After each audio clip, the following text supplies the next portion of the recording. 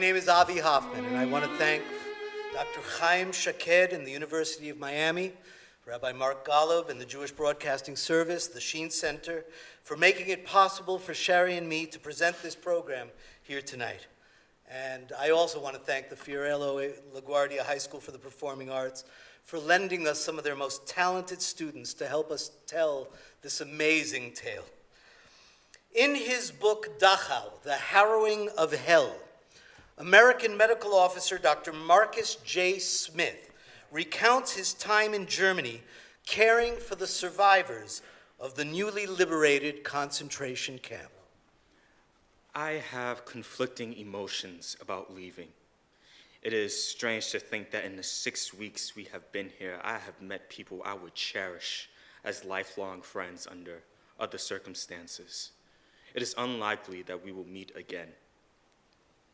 The sadness of departure lies in the bitter foreknowledge of the permanence of separation and the frailty of memory. The frailty of memory. We are here, all of us, to combat the frailty of memory in ever more urgent times. And with that in mind, we are very proud to represent the Arnold Unger Foundation for Remembrance, bringing you the Dachau Album, Interfaith Holocaust Program. Our vision is a world that promotes the acceptance of religious, social, and political diversity, and while doing so, honors our collective and individual memories. Today is Holocaust Remembrance Day, the anniversary of the Warsaw Ghetto Uprising, and also Divine Mercy Sunday.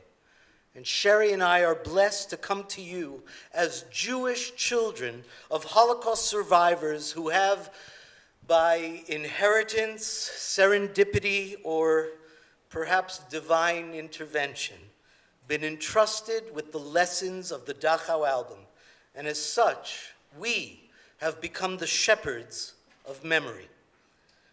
This distinction also comes with an enormous responsibility to not only never forget, but to forever remember. To share the Dachau Album with future generations, never again, is not just a lesson from the past, but a lesson for today and every day. When I was growing up, I was taught that 6 million Jews were murdered, my family among them. What I did not know, and what I was not taught, was that it was not only 6 million Jews. There were others, millions of others, Christians, Catholics, Muslims, homosexuals, the disabled, gypsies, and many other religious and political dissenters who were arrested, enslaved in concentration camps, tortured, and killed. I was also never taught that the number of men, women, and children who lost their lives in World War II totaled over 50 million. Have they been forgotten?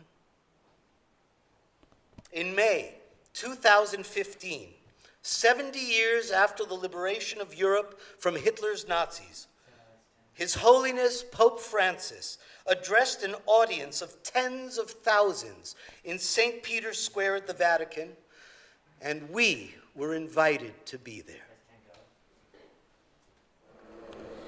In tale occasione affido al Signore, per intercessione di Maria, Regina della Pace, l'auspicio che la società umana impari dagli errori del passato e che, di fronte anche ai conflitti attuali che stanno lacerando alcune regioni del mondo, tutti i responsabili civili si impegnino nella ricerca del bene comune e nella promozione della cultura della pace. We are so honored to be in your presence and ask if you would bless this album of drawings. It came from the concentration camp in Dachau, Germany, Dachau, yeah. where my father, as a boy, suffered with so many of multiple faiths. Pray for me. Why did two Jewish children of survivors get the blessing of His Holiness Pope Francis? That warrants an explanation. Who was Arnold Unger, and what is the Dachau Album? In his own words. I was 9 years old and lived with my parents and 6-year-old sister Ruth in a beautiful home in Wieliczka near Krakow, Poland. My father was the owner of one of the largest furniture businesses in the area, and our family was well known and respected. Then, the infamous horde of Nazis overran our town, disrupted our lives, murdered my parents and little sister, and robbed us of all we had. I managed to escape this gruesome death because I was away in the country at the time. With the aid of our Christian friend, I remained in hiding for a while, but eventually I was discovered and thrown into the Krakow ghetto. There I learned that I am the only survivor of the entire Unger family, approximately 50 people. All, old and young alike, were murdered. How I managed to survive this inferno at the age of 9 is still a puzzle to me. Shari will tell you more about her father. But let me tell you how I came to find out about this incredible artifact.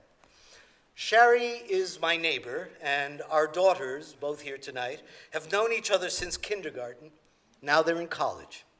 After years of walking to school and greeting each other almost daily, Shari approached me and she told me the story of her father's album, which had been hidden since after World War II.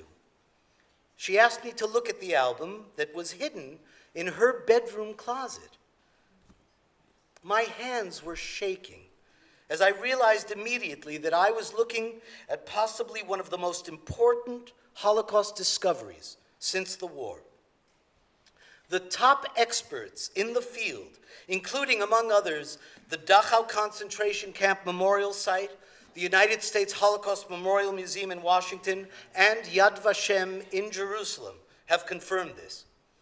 Internationally renowned Holocaust expert Dr. Michael Porulski was one of the first people to see the Dachau album, and he joined us as we traveled to Dachau to begin our investigation.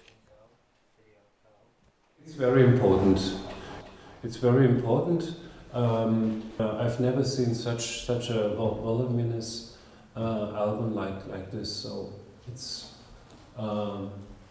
it's a complete work. Yeah. I think it's very moving that something like this turns up after such a long time, and it's probably unique. You don't have another comparable piece of memory. I think we began with a mystery. I think we have concluded this first week of research with an even deeper mystery and with a much sadder mystery. This is not a happy ending. That means the only happiness to be taken from this is the fact that the album endures and the album itself bears witness, because the people do not. Dachau was the first concentration camp built in the suburbs of Munich. It served as the testing ground and the model for all the camps that followed. Let me give you an overview of this extraordinary artifact. The leather that surrounds it may have belonged to a Nazi SS officer. We have learned that concentration camp prisoners seeking revenge killed Nazi officers and sometimes used the leather of their uniforms to encase various items. On the cover, we find the replicas of Arnold's patches. 148380 was Arnold's prisoner number in Dachau, and the red triangle identified him as a Polish political prisoner and not a Jew. Now, we know from his documentation that he was identified as Jewish prior to his arrival in Dachau. How did that change and why? This pin is another mystery. We've reached out to the top experts to find out what it could possibly represent. So far, no one seems to know. The inner cover includes the patches of what we've been told may have belonged to a master sergeant in the SS Viking division. What we did not know until recently was the significance of this patch. Edwin Black is an author who's written extensively on World War II. He pointed out to us that this patch represented the relationship between the Mufti of Jerusalem and Adolf Hitler. In his book, The Farhud, Roots of the Arab-Nazi Alliance in the Holocaust, he goes into detail about this relationship, which led us to explore an Arab or Muslim connection to Dachau, leading us to the heroic life and tragic death of Nur Inayat Khan, a Muslim woman of Indian descent and an Allied special operations agent during the Second World War, who was posthumously awarded the George Cross, the highest civilian decoration in the United Kingdom. She was the first female radio operator to be sent from Britain into occupied France to aid the French resistance. Turned in by a suspected double agent, Khan was arrested in 1943 and transferred to Dachau in 1944, where she was tortured and executed. According to historical records, her dying cry was "Liberté, liberté, liberté." Her story deserves to be forever remembered. The album contains over 250 photographs, some of which have never been seen before.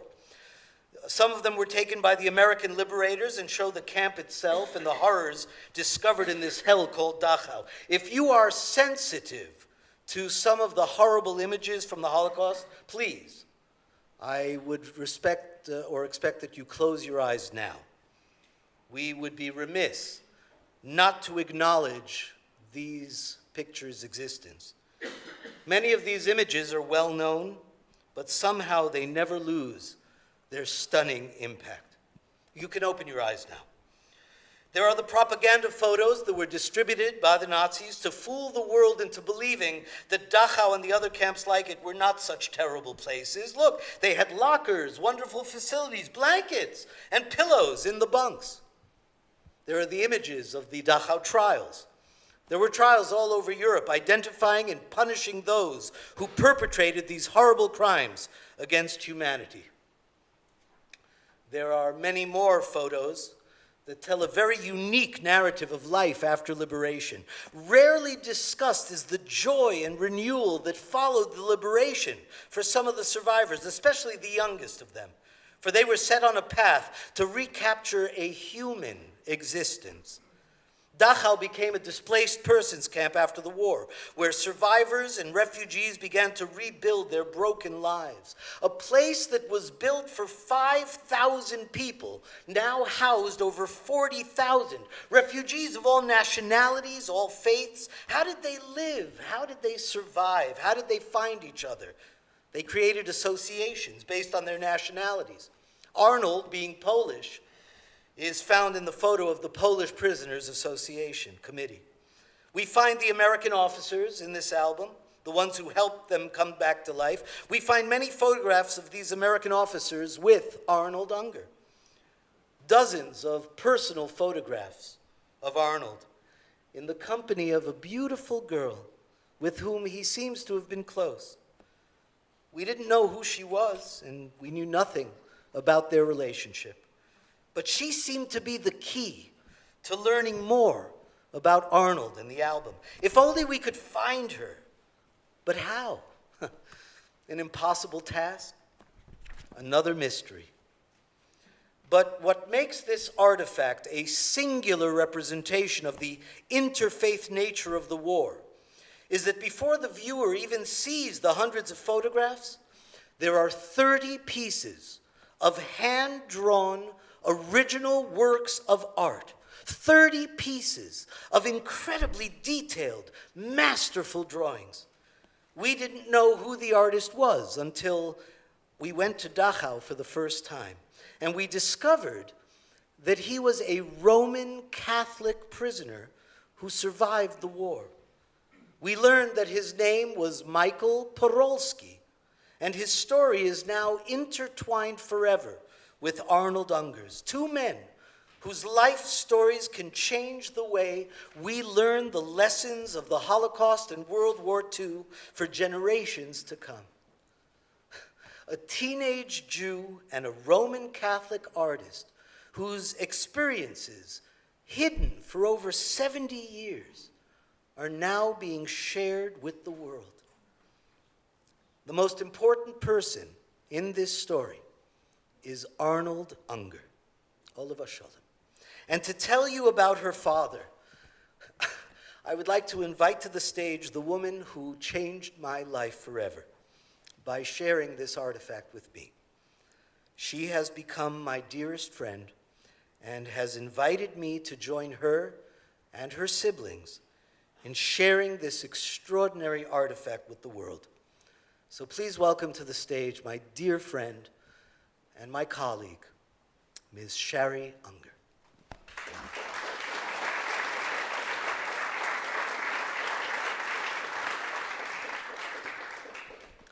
Hello, and thank you all for being here.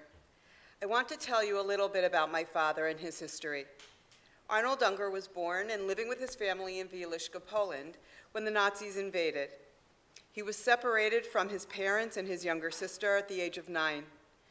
Try for a moment to imagine your children and grandchildren in that situation at 9 years old.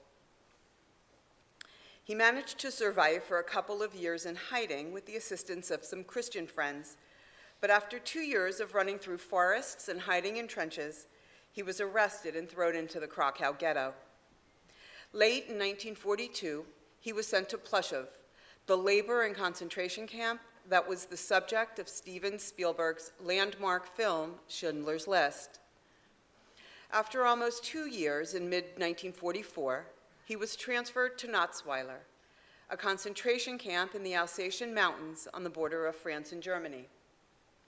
In an effort to learn all we could, we visited the ITS, the International Tracing Service in Bad Arolsen, Germany, where 30 million wartime documents are archived. We were able to find my father's documents, and as expected, he was registered as Jewish. A few months later, as the Allied forces were approaching from the west, he was placed on a transport to Dachau. What was shocking to us when we discovered his entry form to Dachau was that he had shed his Jewish identity and was registered as a Polish political prisoner, which actually may have saved his life. How did that happen? Another mystery. When Dachau was liberated, 3 weeks after his arrival, the U.S. Army personnel that were governing the camp identified my father out of 35,000 survivors as being extraordinary. He was 15 years old at the time, and they chose him to be their office boy and translator. By sheer coincidence, I had discovered a book by Dr. Marcus Smith, the medical officer who was stationed at Dachau for only 6 weeks after the war. In his memoir, he actually mentions my father by name multiple times. I described some of the youngsters in the camp, handsome, mature Poles, about 15 or 16 years old, all willing workers. Our 15-year-old Jewish office boy, Arnold Unger, weeps copiously. No family left, no place to go. It has been one of the few pleasures here to watch his starved face fill out. His hair begin to glisten, his smile return, his eyes become bright with gladness and joy. He would do anything for us, for all Americans. One officer in particular, Lieutenant Frank O'Reilly, was so fond of my father that he made multiple attempts to adopt him. In a letter to my dad 2 years after his arrival in the States, he wrote, "Never think for a moment that I've forgotten about you. On the contrary, in my mind, you're actually an adopted son. Besides helping set up the labor office list of inmates, you were the individual out of 35,000 on whom I concentrated. Why? Because you were pleasant, courteous, on the ball, told us what you wanted without being a pest, and were always ready to help others. God grant, 30 years from now, I'll get a letter from you telling of your family or of your achievements in your chosen field, and then I can say, well, if it hadn't been for our help, Arnold would be. But instead, he has been given the fullest opportunity and has used it to the full. So with this background information, we've speculated that this album, which we know was created specifically for my father, was probably commissioned by the American officers who adored him. The Polish inscription on the title page translates as, "To be a keepsake forever from times of difficult and long captivity." It took approximately a year and a half for the American officers to find the only surviving relatives of our family that had come to the United States prior to the war. And as a result of their efforts, my father arrived in America on February 3rd, 1947, on the SS Ernie Pyle, and lived with his uncles and their families in New Jersey. How I found out about Arnold was one day my father told me that we got to go to New York. Why? Because he got contacted by this Colonel O'Reilly, who was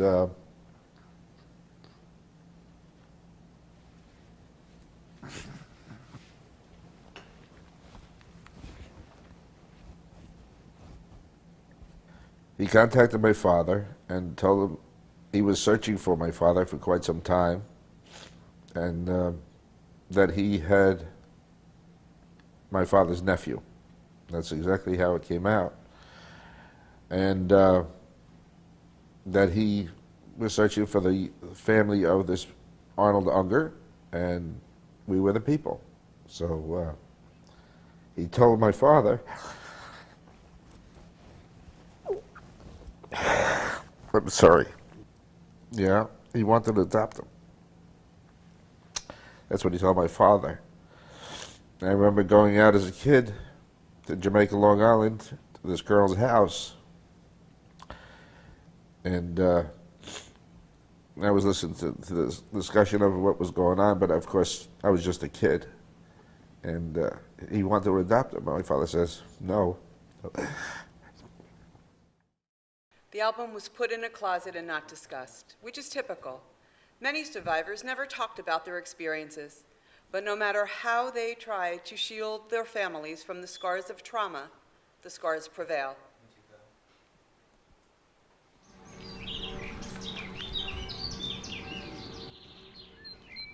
How did you know that Daddy had, been in the camps?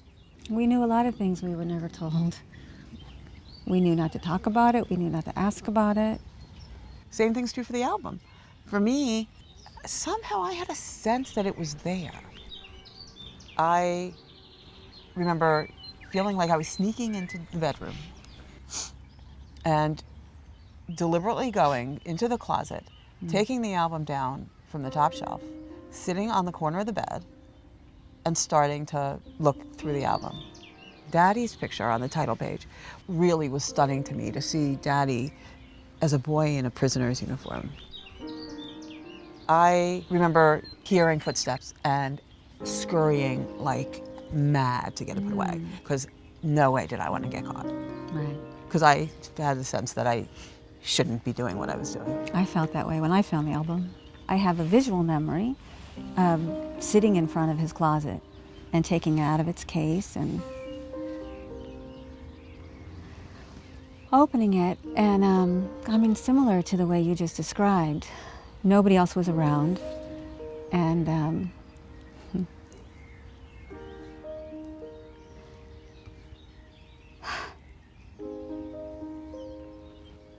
I didn't have this reaction at the time.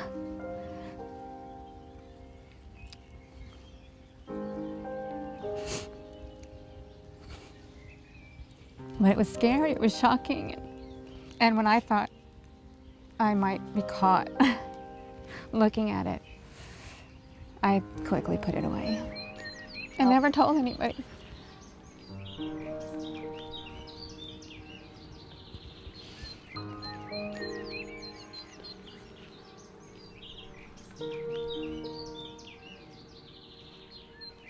My father was a brilliant man.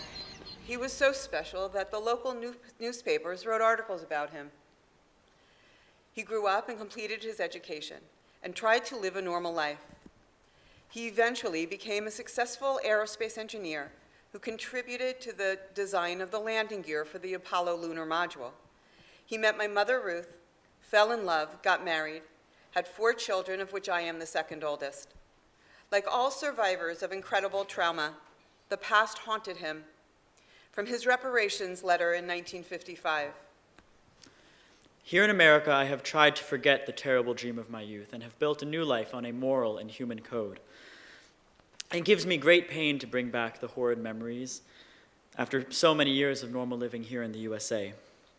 I have difficulty myself believing the story of mass murder to be true, for I have now occasion to be associated with scientists of German origin, of whom I could not imagine able to sanction such a terrible crime.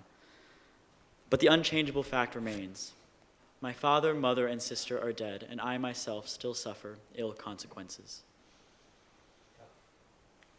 On Thanksgiving Day of 1972, my father, Arnold Unger, after learning that our mother had been diagnosed with terminal brain cancer, could no longer live with his pain and his memories, and he took his own life.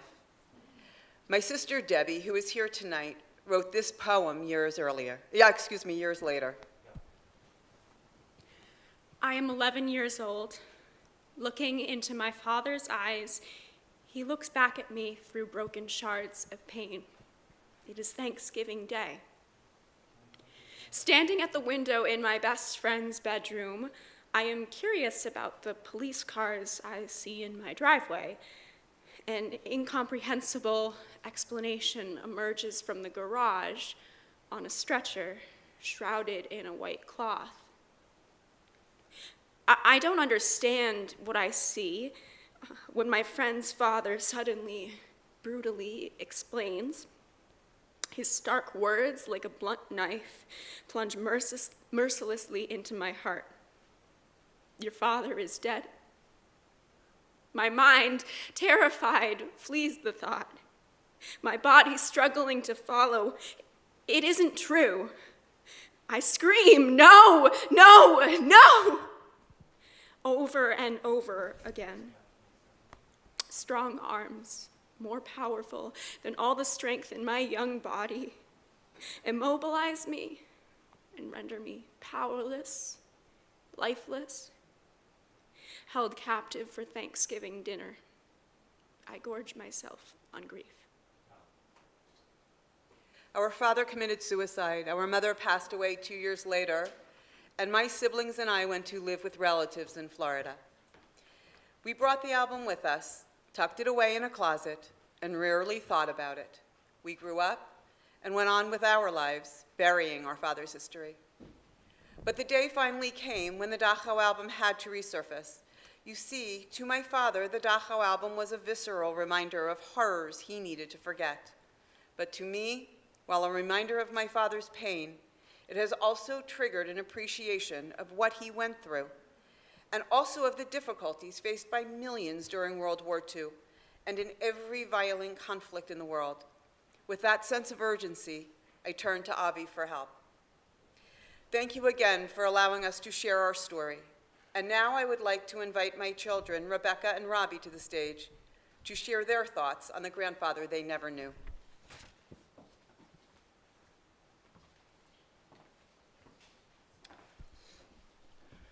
It was in the 5th grade that a career in engineering was first suggested to me by my teachers.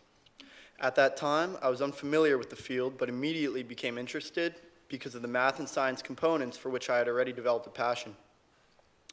When talking this over with my mom, she told me of my grandfather who, after surviving the Holocaust as a teen, went on to obtain advanced degrees in electrical engineering and contributed to putting the first man on the moon.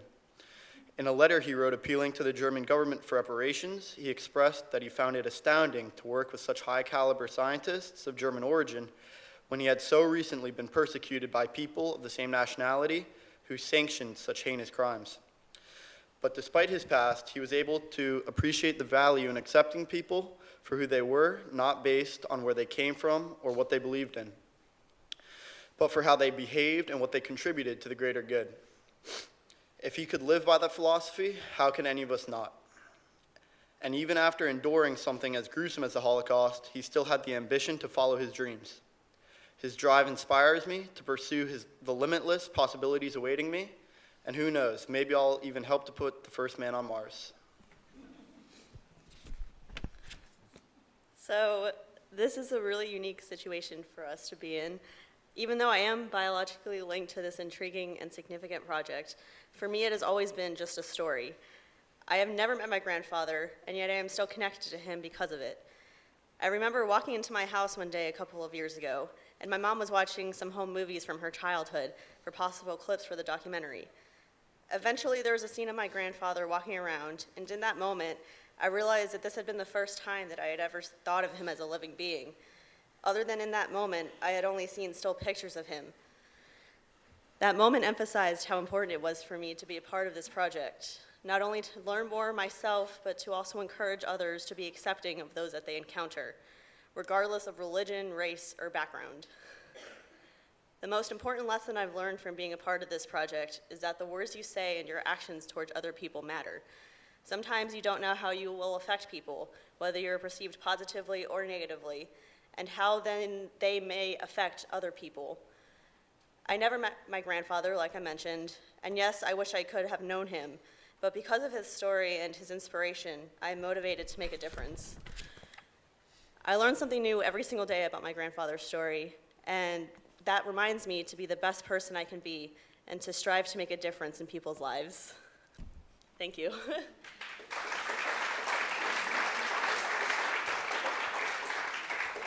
Thank you, Shari, Robbie, and Rebecca, and Debbie, who's here tonight. Another important character in this story is the artist, but we knew nothing about him. We weren't even sure of his name until we went to Dachau. What we knew was that some of the artwork had the name Porulski. Others were initialed MP, and some were not signed at all. When we went to Dachau for the first time, we received confirmation that his name was indeed Michael Porulski. He had arrived in Dachau in 1941, and when asked what his occupation was, he said that he was an artist. We also discovered that he was a Roman Catholic, and that's pretty much all we knew. On our subsequent trip to the International Tracing Service, we learned a great deal more about Michael Porulski. Now, by coincidence, or perhaps divine providence, there were two bureau chiefs of the Associated Press, one from Warsaw and one from Amsterdam, who were at the ITS writing a story about the recently opened archives. We were introduced to them, and they were so impressed with the album and the stories related to it that they sent reporters to Warsaw, to the home that Michael Porulski had listed in his papers. And what they discovered there was stunning. They uncovered his accepted application to the Warsaw Fine Arts Institute in 1934. They found assorted photographs of him with his family. But even more amazing was the artwork that they discovered in the basement of the family home.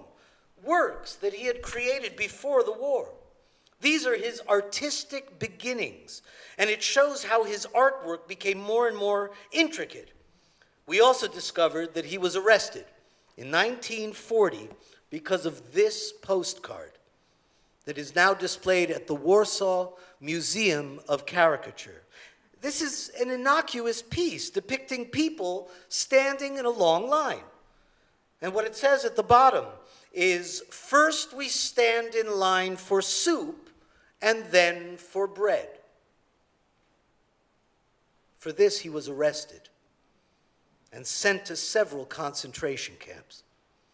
In 1945, he is liberated from Dachau and he emigrates to Australia. He returns to mainland Europe in 1963 and he wanders around penniless, alone, destitute, and ill. And eventually he ends up in Hereford, England, where he dies in 1989. The Associated Press found that he had died of a tubercular disease and that his occupation at the time was painting bridges.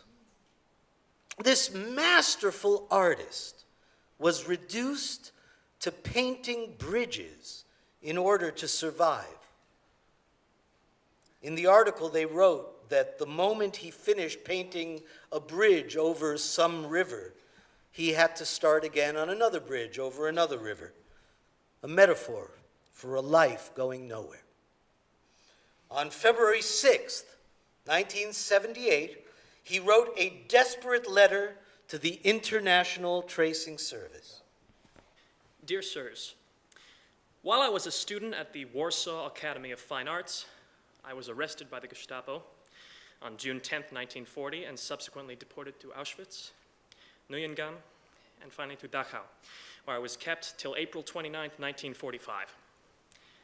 At present, I have come to Poland to get some medical treatment. Now, I would like to get some information on whether there is any chance of my getting compensation for the years I was kept in the concentration camps. I have no occupation of any sort. I was unable to resume my studies after all those years in the camps. I have no family, no accommodation, nor the possibility of finding one. I am just by myself, and I live from day to day. In view of my age and the condition of my health, I have less and less chance of finding a job. Would you please direct your reply to my temporary address in Poland? Yours truly, Michael Porulski. And now, ladies and gentlemen, you are about to see the legacy that makes this album so important. The 30 pieces of artwork created by Michael Porulski, a Roman Catholic master artist from Warsaw, Poland. An entire story with a beginning, a middle, and a tragic end. Each of these pieces has a story to tell, and this collection is essentially an artist's diary, a story of life and death in a camp called Dachau.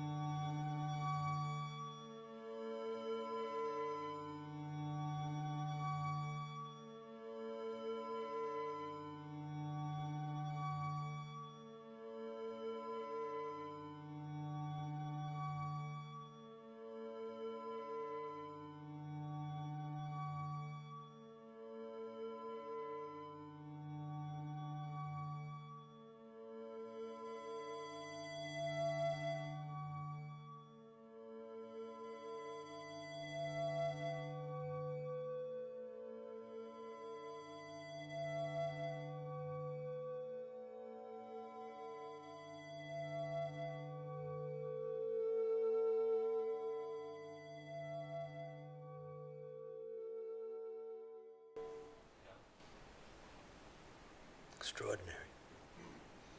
There are many mysteries associated with this album. For instance, how did the artwork end up in the album? Did the artist Michael Porulski know Arnold Unger? They were not contemporaries. Arnold was 15, Michael was 35. Did Michael do this in hiding? Maybe he did it after the war. Perhaps we will never know. Now, we've met Arnold Unger, we've met Michael Porulski, and we've seen the amazing artwork. But one of the greatest mysteries in this album is the girl. Many of the photographs towards the end of the album are of Arnold in the company of this beautiful young woman. But we had no idea who she was. But we knew if we could only find her, maybe she could tell us about her relationship with Arnold and about the people in the photographs. One day, Shari did a Google search for Holocaust survivors in New Jersey, hoping to find out more information about her father. And instead, she found a photograph of this beautiful girl, Sala Zilberstein. This exact same photograph that's in the album. She had written us a story, her story, in a book about Holocaust survivors in New Jersey. And it had her married name and the city where she lived, and it wasn't too hard to find a phone number.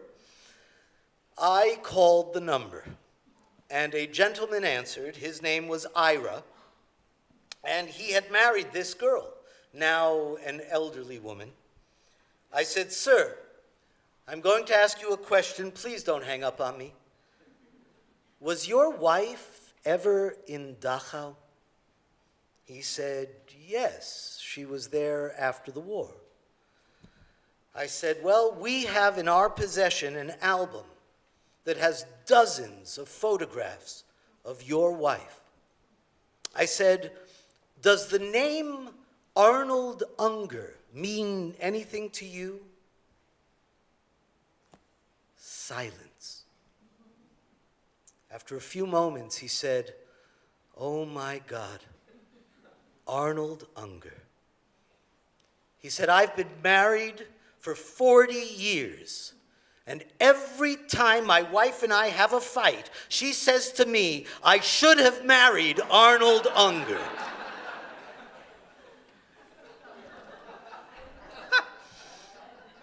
The next day, we traveled to New Jersey with our documentary film crew, and we interviewed Sala Zilberstein. And she gave us details about her relationship with Arnold and how he survived.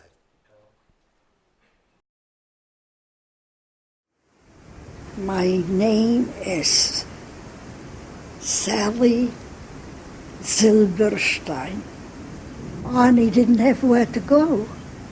So my brother said, he's so young, he has to have a place, and I'm going to request that this is my little cousin, and I will take him. Was Arnie your boyfriend? Yes. Yes? Yeah, I picked him. I picked him. He was very intelligent, I thought. I thought he was very handsome.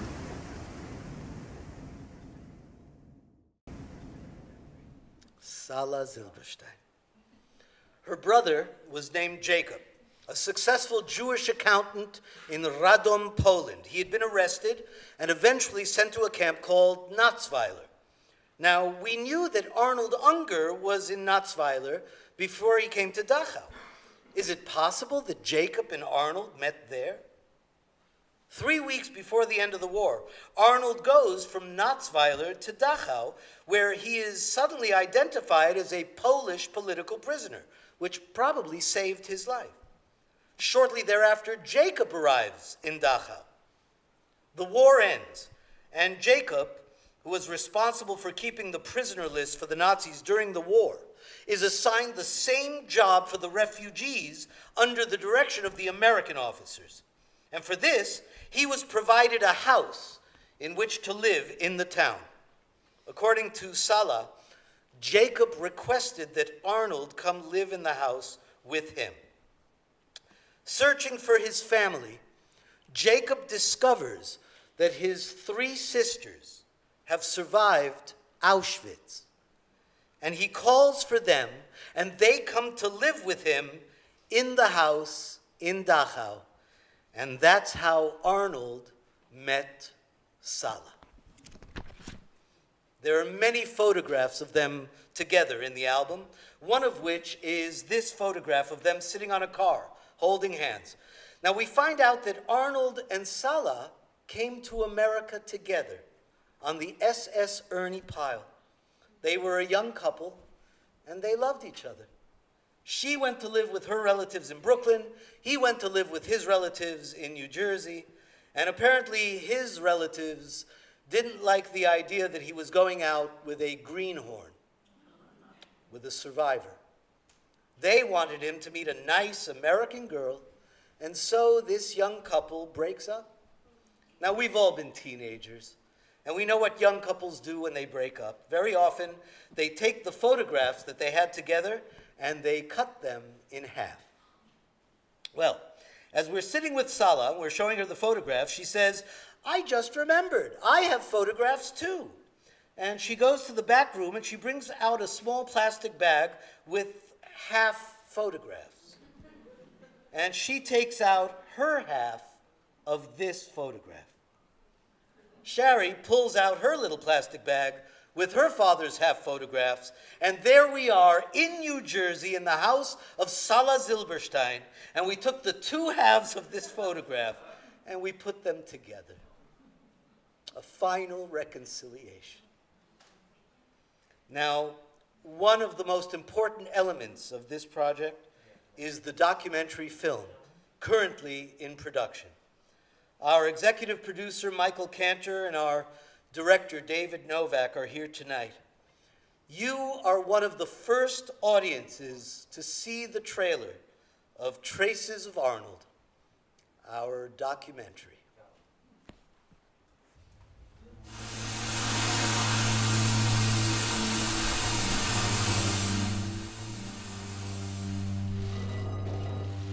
Wir gedenken der rund 41.500 Menschen, die diesen Ort nicht überlebten.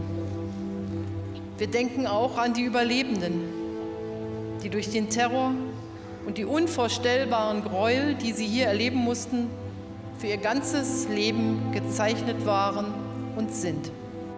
I am Shari Unger. I am here at Dachau for the 70th anniversary of the liberation because my father was liberated from here. The American officers gave my father a custom-made album which contains 30 pieces of original artwork.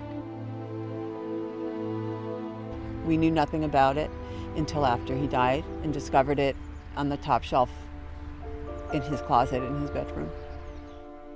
My father committed suicide. He was 42, I was 12. My dad's not here to share his experiences personally.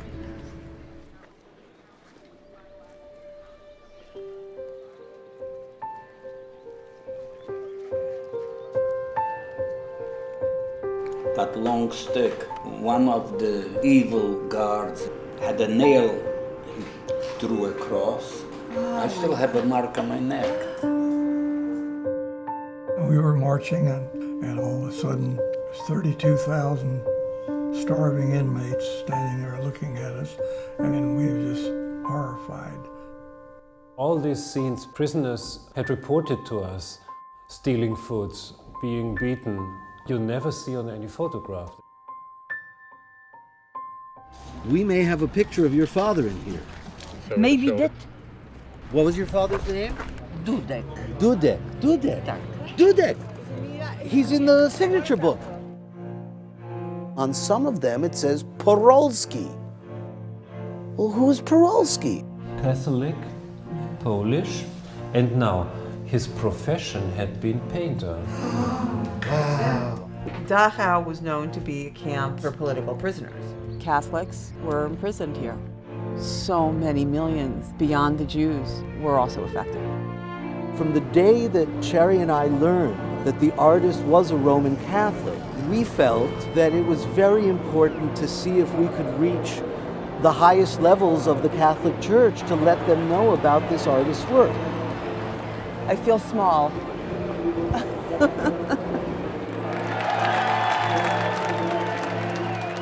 In tale occasione affido al Signore l'auspicio che la società umana impari dagli errori del passato.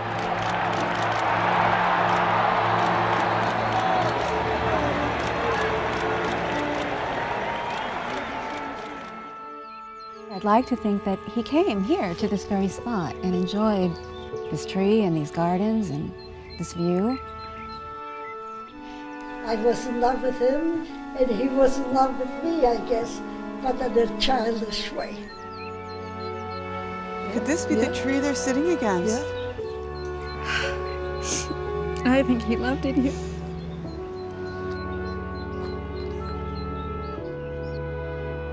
The American soldiers had the album created for my father to give him a tool to deliver to the world. Within this one artifact, all of those who suffered in the Holocaust come together. People from all walks of life, all around the world. Catholics, Jews, gays, gypsies, the disabled. This artifact touches all populations. And although his pain prevented him from delivering that message personally, we are delivering the album to the world.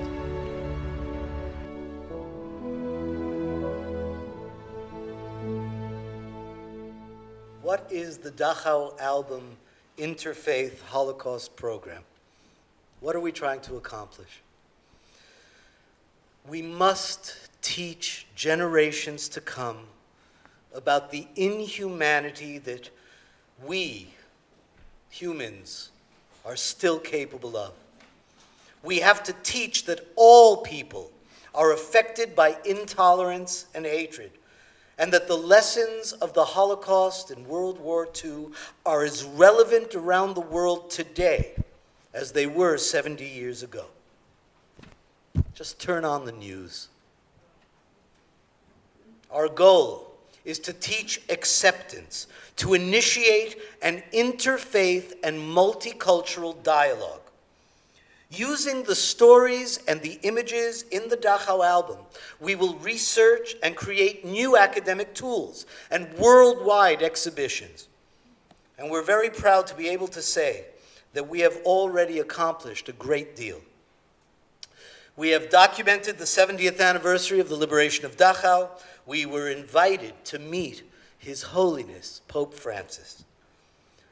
The Library of Congress in Washington, D.C. has requested that this album become a permanent part of its World War II collection. We've had 2 news segments done on the album on NBC6 in South Florida, and we're very proud to tell you that one of those segments has actually won an Emmy Award. And tonight, some of you may have seen in the gallery the organization Book Arts, one of the most significant organizations that recreates artifacts. We're very proud to have them working on creating the replicas of this album so that we can give the album to the Library of Congress. Elie Wiesel said, "If anything can, it is memory that will save humanity." So we pledge to remember forever. That is the lesson of the Dachau album and why it symbolizes hope for the future. It's about the survival of the human spirit through memory, education, and acceptance. It's about freedom from persecution and genocide. It's about survival, the survival of humanity. Finally, with your support, we can send a very powerful interfaith message of unity, compassion, and acceptance that will affect everyone who experiences the gripping stories that are contained within the Dachau album. Thank you so very much.